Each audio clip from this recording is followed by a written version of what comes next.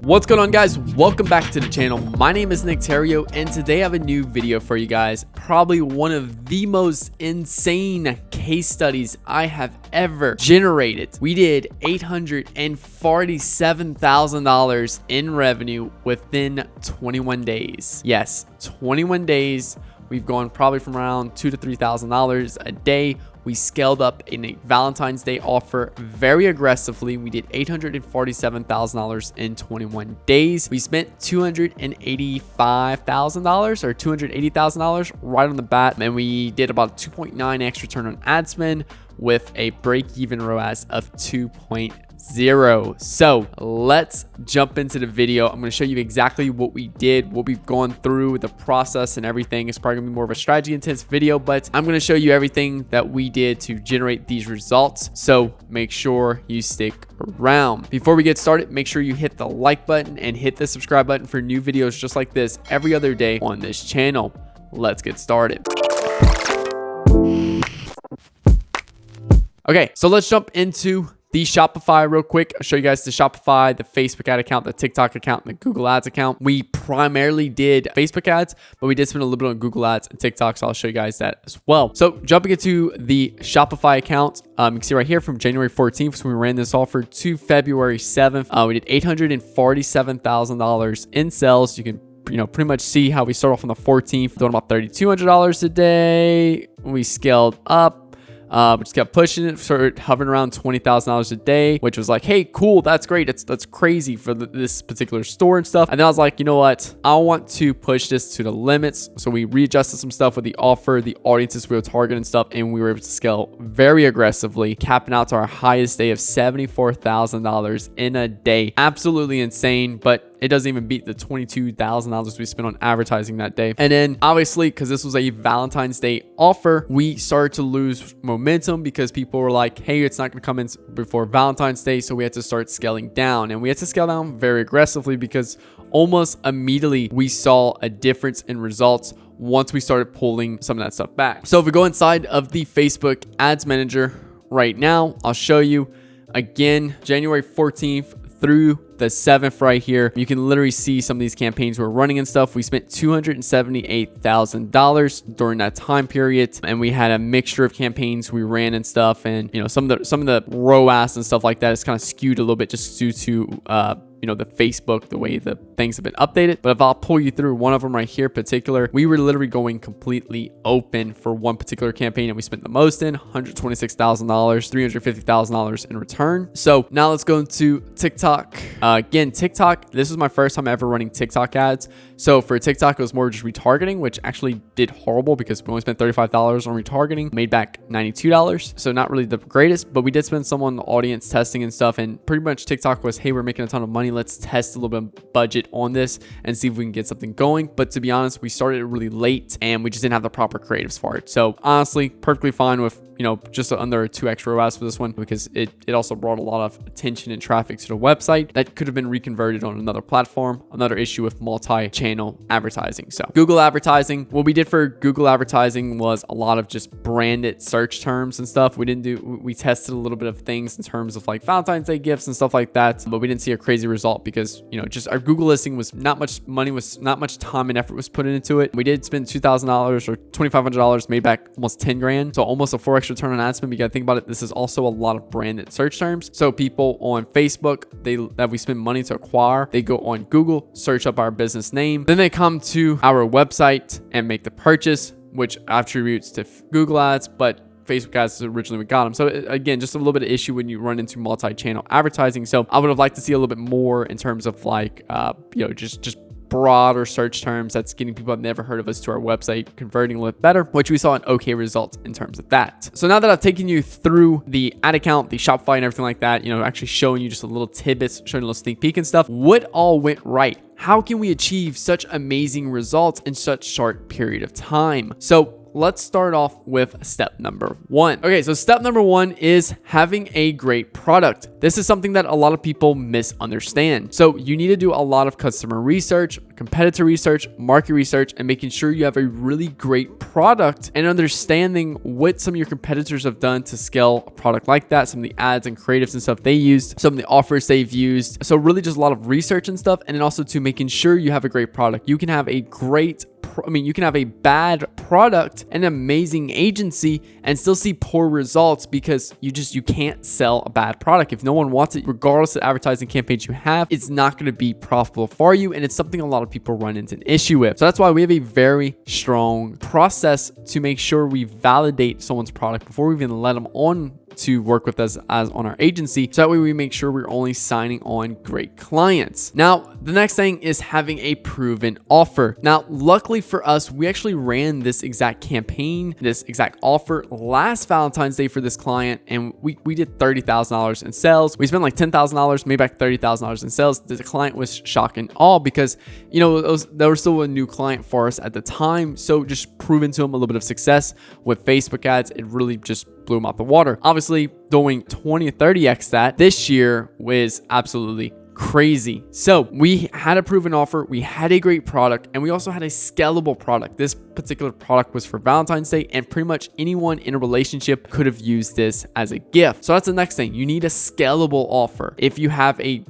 for example, I've said this before, if you have a gaming chair, it's kind of hard to scale that aggressively that quick because there's only a limited amount of people that actually need a gaming chair right now. Whereas if you have this particular offer where it's a lower ticket offer, it's very scalable because anyone in a relationship could benefit from this product. It's really, if you're in a relationship, if you average order was from people 25 to 60 and lived in the USA and had a home or an apartment, you were a perfect candidate for this. So it was extremely scalable in terms of, how many people could actually benefit from this product. If you have a very, very niched product, sometimes you can have issues with scaling very aggressively like that. Now, step number 3 is actually going through our 3-step ad creation process. So mastering this 3 key concepts right here will allow you to pretty much scale anything or get good results with Facebook ads using any product as long as it's a validated product. So our 3-step ad creation process is we want to make sure that we're hitting all 3 of these when we're running paid advertising. We want to make sure we're grabbing attention, so some really good creatives. Number 2, we're creating desire. We want to make sure our ad copy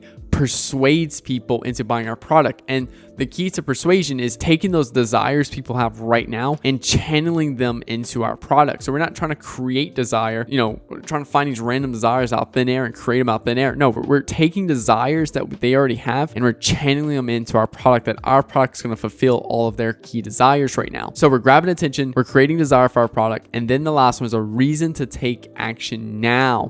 This is probably the most critical one because we want to make sure people are taking action now. It's Valentine's Day. We have a great offer, a discount for the product. That's it. That's all we needed for this particular product. We have a great product. We have great creatives. We're grabbing their attention. We're channeling their desires and stuff. What else do we need? We need to make sure they take action now. If we run this on a non-Valentine's Day without any deadline or anything like that, we ran this product all the time and it does a little worse in terms, we see anywhere from 30 to 40% less of results because there's no reason to take action now. Whereas we're creating that reason to take action now and people are converting now, and also requires less retargeting, even though we did do a lot of retargeting. But we're getting a lot of really good orders because people understand, hey, I need to purchase this before this date because of a shipping cutoff. It's a great product. I really want it. I really want to give it as a Valentine's Day gift. Let me order now. This, again, combined with all the above, allows us to scale really hard, really aggressively. So now that we have all of that above hit, we were testing that in testing campaigns. Our testing campaigns, we pretty much just ran ABO. We used proven audiences to test new creatives. We tested new audiences with proven creatives. Simple. 2 ABO campaigns. We started testing stuff, figuring out what worked. And we came down to about 15 creatives that worked really well for us.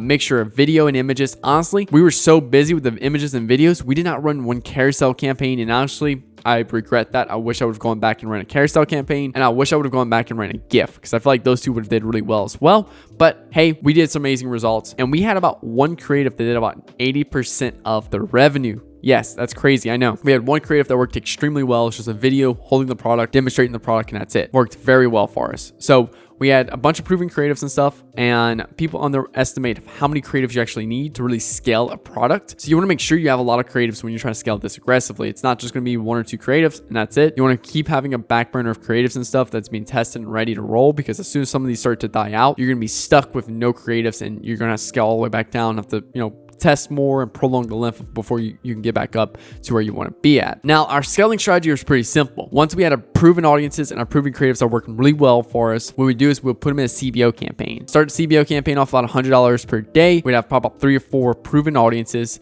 And we also made sure we took a good insight of audience overlap. So we wanted to make sure that if we were running like a purchase 7-day LLA 1%, if we had an add to cart LLA 7, purchase or add to cart last 7 days, LA 1%, those can have a strong overlap. So we tried to make sure we had some very unique audiences in there, even with our lookalike audiences. And we always check the audience overlap. We made sure we had less than, 20% auction overlap and audience overlap. So two key areas to look at. So we had some very unique audiences when we were scaling. This helped out with auction overlap, dropping that auction overlap down. It allowed us to have some very unique audiences to scale up with. And this also just helped out with CPMs and all that good stuff. And then, so we had those CBO in there, about 3 or 4 winning ad sets with our multitude of winning creatives in there. Start off at $100 a day. We ran that for a few days. And, let's just take a look at the ads manager real quick. So, or not the ads manager, let's take a look at the store real quick itself. So we ran that for those first few days and stuff. And we saw some decent results in terms of, we started scaling up a little bit. We crossed over that, we went from $4,000 a day to $11,000 a day. We started scaling up a little bit and it was cool, but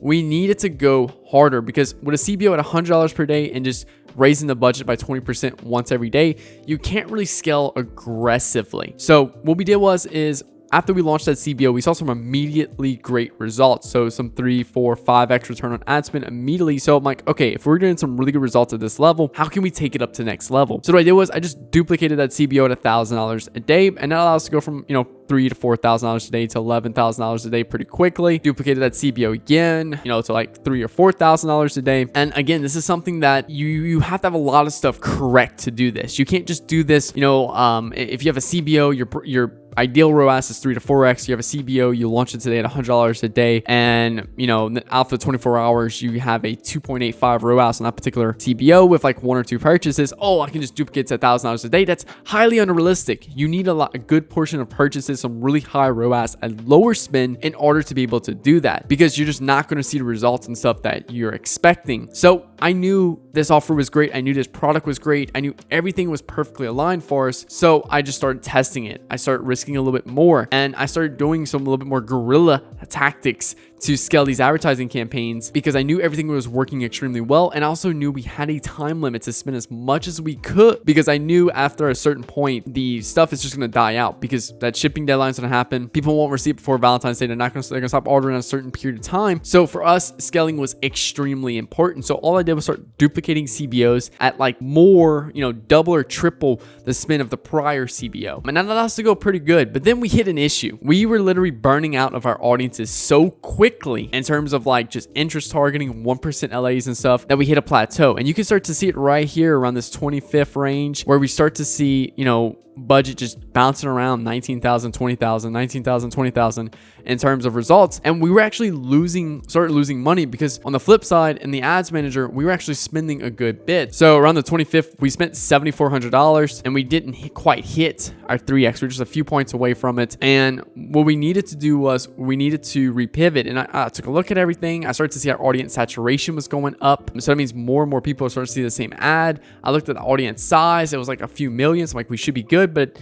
it just wasn't good enough. So what I did was I ended up taking that, and I found a new winning audience. It was literally just open, broad, completely broad. Like I literally just have exclusions in place, and that is it. It's targeting men and women, 18 plus USA. And that is what allowed us to really scale up. So if we go back inside to 14th and 17th, we can see right here, this is when we really scaled this particular campaign. Go back, look, campaign right here. We were spending $12,000 a day. We had this all the way up to $18,000 a day, and I started pulling back as results started to drop a little bit, and then eventually I just turned it off because our ROAS was dropping pretty quickly, because again, that shipping deadline hit and less people were ordering because they wanted it for Valentine's Day. Now with this particular campaign right here, again, I went open all. So I literally just, once I found out that this open ad set was working really well, I duplicated it from a, just an ABO campaign, and I put it in a CBO campaign, and I multiplied it by 4. So we had 5 ad sets in a CBO, all targeting the same audience. And I was just pretty much letting Facebook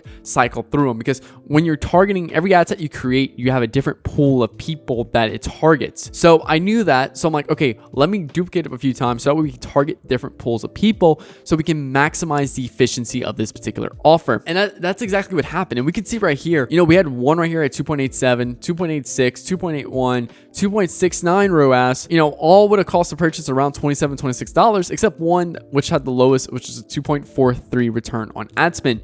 Now, what if the one I duplicated was just going to be this one right here with a 2.43, and duplicating it allows us to touch new groups of people? So this is something that I recommend when you're trying to spend a lot of money, trying to scale aggressively, duplicating it, multiplying it, and you're going to target new groups of people and stuff. And again, it's something that's worked really well for us, but you have to have everything prior to this correct to do this. So make sure you have that done. And then, like I said, we just started scaling up. We started increasing the budget by 100% or duplicating the CBO with a bigger budget. So yeah, we have did both with this. Because let's say, for example, we had a CBO at $5,000 a day. At the end of the day, if that one was super profitable over the last few days, we literally just added another 5,000. We multiplied the budget by 2, 100% increase. Next day it was at a $10,000 CBO. So we tested that. We tested duplicating CBOs at higher budgets, our retargeting and our remarketing. We were doing, 30-day engagement audiences, 30-day website visitors, because again, it's more relevant to the offer we're pushing. And that way we had some really relevant ads to, hey, this is Valentine's Day. Make sure you order now before the deadline, showing other people that had purchased this product in the past as gifts and showing off those testimonials, because it's mostly gift giving in this particular audience that we're pushing. So we had that. We started testing new angles in terms of like how to surprise your wife for Valentine's Day versus,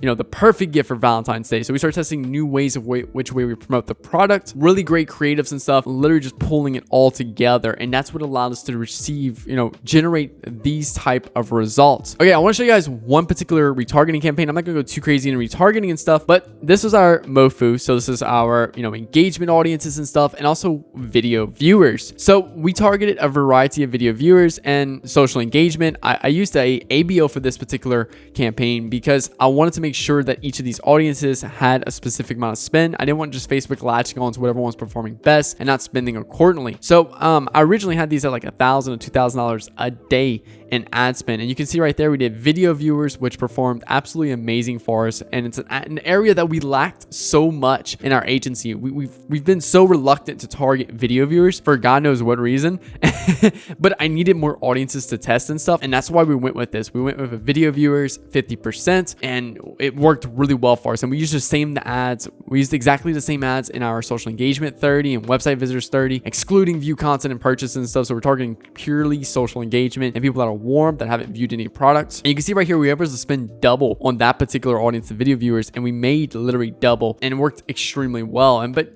I do know the relevancy. You can see how the click-through rate's actually lower on the video viewers, and that's because people are watching. I did 50% of a 20-second long video to a cold audience. So whereas an engagement with someone who liked it or commented or shared it or clicked on it, so the engagement audience was a little more relevant, but it also had less people. You can see our frequency jacked up all the way to 4, which probably decreased the return on ad spend a little bit. But in our video viewers and stuff, we had a 4x return on ad spend. We reached way more people, cheaper CPM, a little less on the frequency, so we could actually probably spend more on this particular audience. And we had a little bit lower of a click-through rate though, so maybe we could have tried some different ad variations and stuff that really was more relevant to pulling people back into this video. Now, one particular problem with this was when we were running this ad account and stuff is we started to run into issues with cap on spend. So if I go right here to say Friday the 5th, we were literally capped out at $22,000 in spend right here. And we got capped out for a few days. So we tried reaching out to Facebook and stuff like that, and we could not figure out, what we reached out to them. We just could not get this cap removed. So honestly, we probably could have hit some 6-figure days because our other platforms weren't really performing as well. Now, speaking of other platforms. TikTok, I'm not gonna go too crazy into the account and stuff like that, but we did see some minor results with it. Again, I just didn't have the creative and stuff. It was just something we wanted to test, throw some extra budget at to see what we could do across platform. I got some okay results for a video that wasn't even meant for TikTok in terms of like, what audiences are used to seeing in our ad. And Google Ads, like I said, I just did a little bit of retargeting and remarketing, and then also too going after some keywords that people were searching, but it wasn't that profitable. And we definitely still have some more stuff to refine on the Google side for the next sale we do like this. So closing out, this has probably been one of the biggest e-com case studies I've ever done in my career. Seeing these type of results is absolutely insane, and it's definitely not something you see on a typical day-to-day basis. Like I said, there was a lot of stuff that went right. There could have been stuff that could have been better planned in terms of more creative. We could have, also had more products to upsell and cross-sell with, which would have increased average order value, which again would have increased results and stuff. We could have had a little bit more stuff done for TikTok and Google, but again, it was more of just, hey, we're running this. Let's try to see what we can do on other platforms. And luckily, we didn't spend too much to really jeopardize the majority of the profit. But still, with this, we did, $847,000 in less than 21 days. And, just to put that in perspective, in 2020, we did $3 million in revenue for our clients, cumulative total. Whereas for one client, just one of our client, multiple of our clients, we did $847,000 in less than 21 days. So just some absolutely amazing results to start off with 2021. And I'm super stoked to see what we can do for our other clients and stuff in 2021. I know my personal goal is to do $30 million in revenue this year between all my clients. Every year I like to 10x revenue just as a new goal. So that's just one of my personal goals. So if you're an e-com business owner spending at least $1,000 a day on advertising, make sure you click the link below to book a call with me. We can actually go a little bit further of how we can help you do this for your brand. And if you enjoyed this video, make sure you hit the like button. And if you're new to the channel, make sure you hit that subscribe button. I post new videos every other day, kind of similar to this one, helping you empower your brand, your sales, and scale to the moon in 2021. It's about that time, guys. I'm Nick Theriot. Hope you enjoyed this video, and I'll talk to you guys later. Peace.